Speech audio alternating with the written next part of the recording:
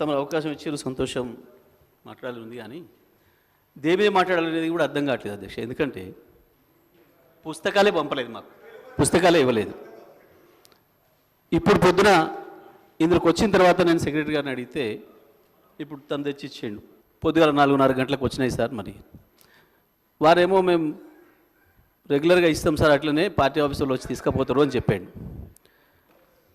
కానీ మరి పొద్దున 4:30కు వస్తే ఎవరు వచ్చి తీసుకుపోవాలి, ఎట్లా వచ్చి తీసుకుపోవాలి, మేము దేమే ప్రిపేర్ కావాలి, దేమే మాట్లాడాలి, జగదీశ్వర్ మాకు అయితే అర్థం కావట్లేదు సార్. జగదీశ్వర్ రెడ్డి గారు సార్, మీ పార్టీకి సంబంధించిన వాళ్ళు రాత్రే తీసుకొని పోయిన బుక్స్ అని. Sorry sir, sorry sorry, very sorry. ఇప్పుడు తను తీసుకొచ్చి మన అసెంబ్లీ అటెండర్ తీసుకొచ్చి నాకు ఇచ్చిపోయాడు తప్ప రాత్రి తీసుకుపోయాడు అనమాట. అబద్ధం. ఇంకోటి కూడా చెప్తున్నాను అధ్యక్ష, ఒకవేళ ఇదే నిజమైతే పొద్దున 4:30 గంటలకు బండి లోపలికి వచ్చి తెచ్చిందా లేదా ఒకసారి ఎంక్వైరీ చేయండి.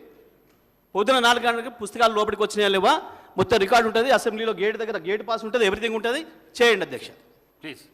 కానీ ఈ రకంగా సభను అధికారులు కూడా మిస్లీడ్ చేస్తే అధ్యక్ష, తప్పుడు సమాచారం ఇస్తే అధ్యక్ష. మీకు ఇదేం పద్ధతి అధ్యక్ష?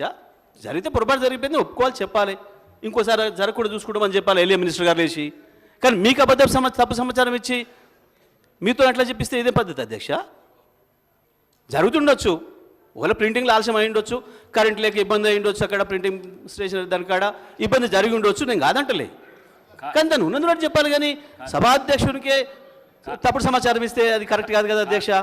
తీయండి, నేను ఏమంటున్నా, తీయండి. పొద్దుగాలు వచ్చిందా లేదా, 4:30 తర్వాత వచ్చినాయా లేదా తీయండి. జగదీశ్వర్ రెడ్డి గారు సార్, మీ బుక్స్ రాత్రే పంపించినాము, రాలేదు. రేపటి బుక్స్ దీని మీద నేను నిలబడి ఉన్నా, రాలేదు. నేను దీని మీద నిలబడి ఉన్నా, రాలేదు. మేము నిలబడి ఉన్నమాట, దీని మీద నిలబడి ఉన్నా. నేను సరి చేసుకోమని చెప్పండి అధికారులను. కానీ ఈ రకంగా మొత్తమే సభను మిస్లీడ్ చేసేటట్టుగా బయట జనం చూస్తున్నారు. రేపటి వచ్చినాయి, రేపటివి ఇవాళ రాత్రి 4 గంటలకు. ఎల్ఏ మినిస్టర్ గారు చెప్పండి, మీరన్నా చెప్పండి. ఎల్ఏ మినిస్టర్ గారు చెప్పండి. సార్, గౌరవ హరీష్ రావు గారికి పూర్తి స్థాయిలో తెలుసు. జగదీశ్వర్ రెడ్డి గారు అంటే మాట్లాడినరు అంటే ఒక అర్థం ఉంటుంది, కానీ హరీష్ రావు గారు మాట్లాడటం ఇది సమంజసం కాదు అధ్యక్ష. అనేక సందర్భాల్లో 10 సంవత్సరాల కాలహయంలో వారు ప్రశాంత్ రెడ్డి గారిని అడగండి, వారి డిపార్ట్మెంట్లకు సంబంధించి ఎప్పుడు వస్తూ ఉండే అధ్యక్ష. రేపు డిమాండ్స్ అంటే రాత్రి 9 గంటలకు 10 గంటలకు పెట్టేవారు అధ్యక్ష.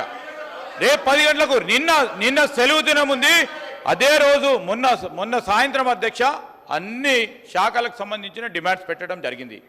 ఎక్కడైనా పెట్టడం జరిగింది. మీరు వెళ్ళిపోతే మేమేం చేయాలా? మీరు వెళ్ళిపోతే, ఇంటికి వెళ్ళిపోతే మేమేం చేయాలండి? ఈరోజు మేము చెప్తా ఉన్నాం అధ్యక్ష, డిమాండ్స్కి సంబంధించి ఈరోజు 29, 30 తేదీలు ఉన్నాయి, కంటిన్యూస్గా వస్తూ ఉంటాయి. డిమాండ్ సంబంధించి రేపు కంటిన్యూస్గా వస్తూ ఉంటాయి. వారికి తెలియంది కాదు అధ్యక్ష.